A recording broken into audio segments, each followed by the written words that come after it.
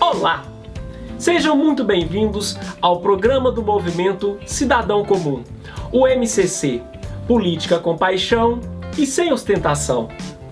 Nele buscamos refletir atos do seu cotidiano que você às vezes nem percebe, que são atos políticos. De início, informo que o nosso programa ele está dividido em duas partes.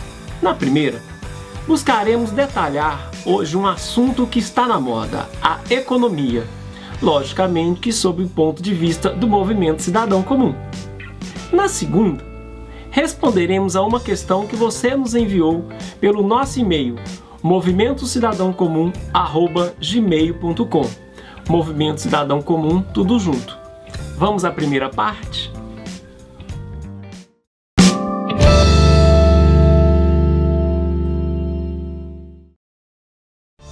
Para muitos economistas, existe um acordo implícito nas atuais democracias modernas.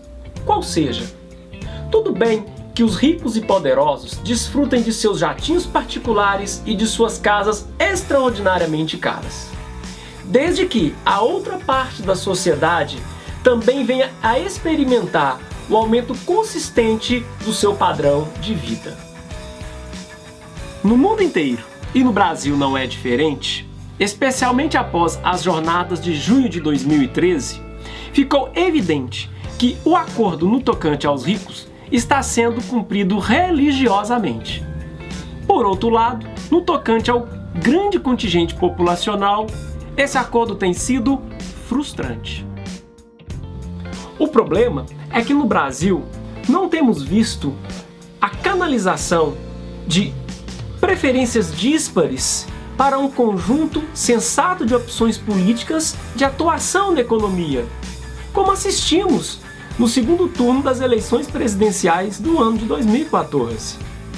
Esse descontentamento coloca em xeque a tolerância em relação aos órgãos governamentais, posto que a política tradicional tem tido resultados medíocres, para se dizer o mínimo.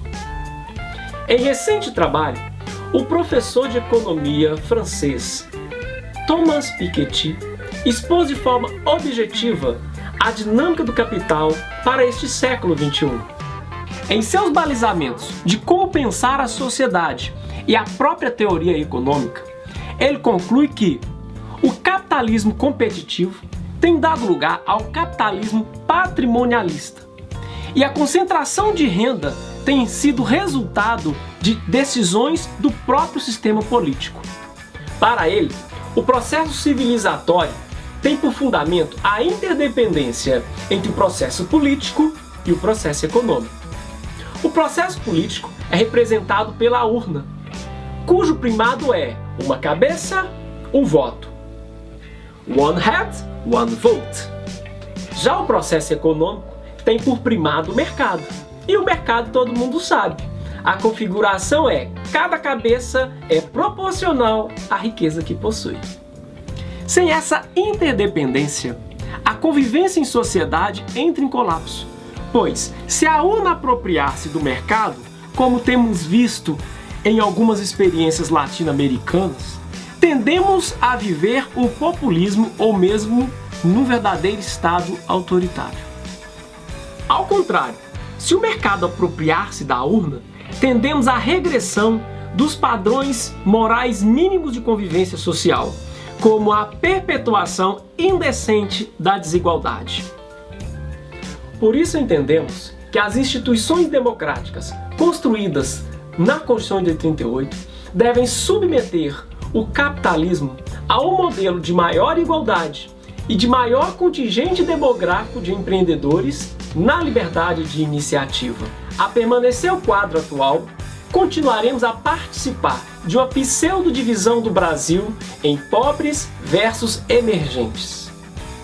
Em vez de enfrentar, de confrontar a classe efetivamente rica.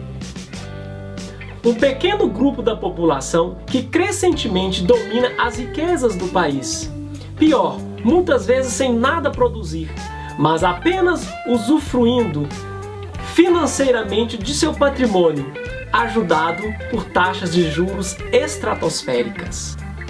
Essa classe, que a tudo assiste do alto de sua inatingível torre de marfim, exerce influência política a custo dos milionários financiamentos de campanha e também pelo próprio discurso político que sustenta seu poder e prestígio.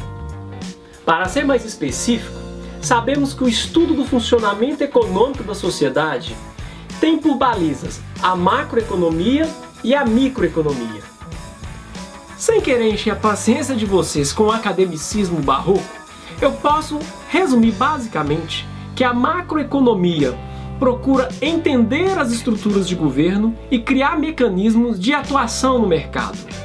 Dessa forma, eleito periodicamente, o administrador público vem a buscar produzir um equilíbrio interno e externo, por meio da alocação eficiente dos chamados fatores de produção logicamente disponíveis, ora estimulando, ora sancionando os agentes econômicos. Já a microeconomia atua no aumento da produtividade de todo o sistema econômico, conforme formulou o Prêmio Nobel em Economia de 2014, Jean Tirole. No Brasil, temos desde 1999 o que se passou a chamar de tripé macroeconômico, relacionado com o sistema de metas de inflação, a política de câmbio flutuante e, por fim, a política fiscal comprometida com a sustentabilidade da dívida pública. O problema é que nos últimos anos esse modelo foi flexibilizado, incluindo aí a criatividade contábil, o que gerou ainda mais desconfiança dos analistas. Isso atinge principalmente aquele contingente populacional que todo dia vai ao supermercado sofrendo com as altas dos preços dos alimentos.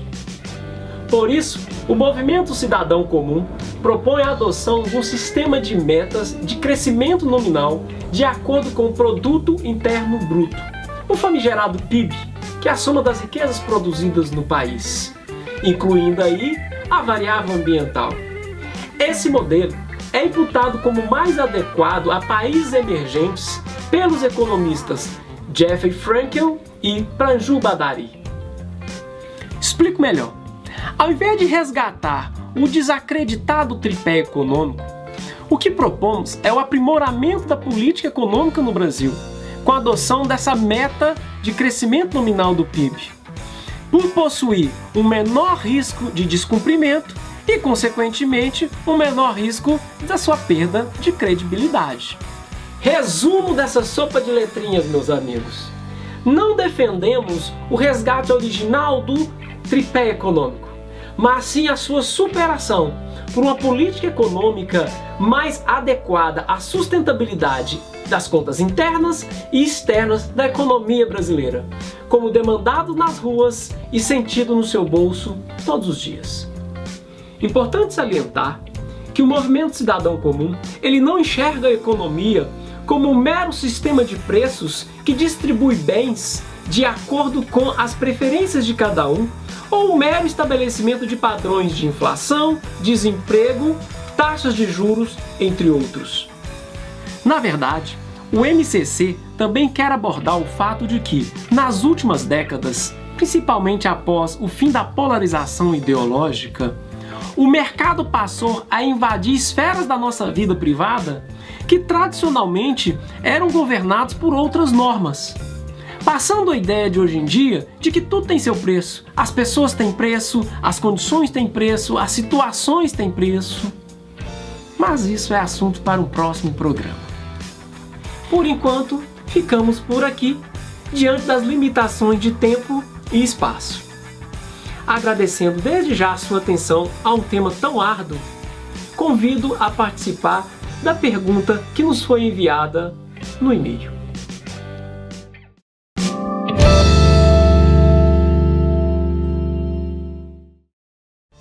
Carlos Genaro da Fonseca, de Londrina, no Paraná, enviou-nos a seguinte pergunta: ao passo que aqueles que dominam a riqueza do país seriam afetados com as propostas do Movimento Cidadão Comum E dada a sua influência durante as eleições, tanto no financiamento de campanha, quanto no discurso público por meio da mídia, como ele se viabilizaria como alternativa de poder? Agradecemos a sua importante participação, Carlos, e desde já mandamos um grande abraço para os nossos telespectadores aí no Paraná. Sua pergunta remonta a um texto do Fernando Canzian e outro do Delfim Neto, dizendo que o capitalismo, fruto de uma seleção quase natural, tem à sua mão um porrete enorme, capaz de colocar de joelhos o mais bem-intencionado governo que ousar sair da linha. Esse mesmo sistema financia as campanhas políticas e grande parte da mídia. Logo, meus amigos, vocês veem que desagradar a quem bombeia o sangue desse organismo quase totalitário tem se mostrado inútil. Mas essa é a razão de existir do movimento cidadão comum. Ter criatividade o suficiente para enfrentar, não tem escapatória, as formas de perpetuação daqueles que não colocam o capital para gerar empregos e emancipação social. Debater nos 4 cantos do país, em cada cidade, políticas públicas para reverter ou, no mínimo, reduzir a extremada concentração de renda. Assim, podemos muito bem cumprir o acordo implícito da nossa democracia brasileira em relação aos ricos, sem descumprir em relação à maioria da população que é continuamente espoliada.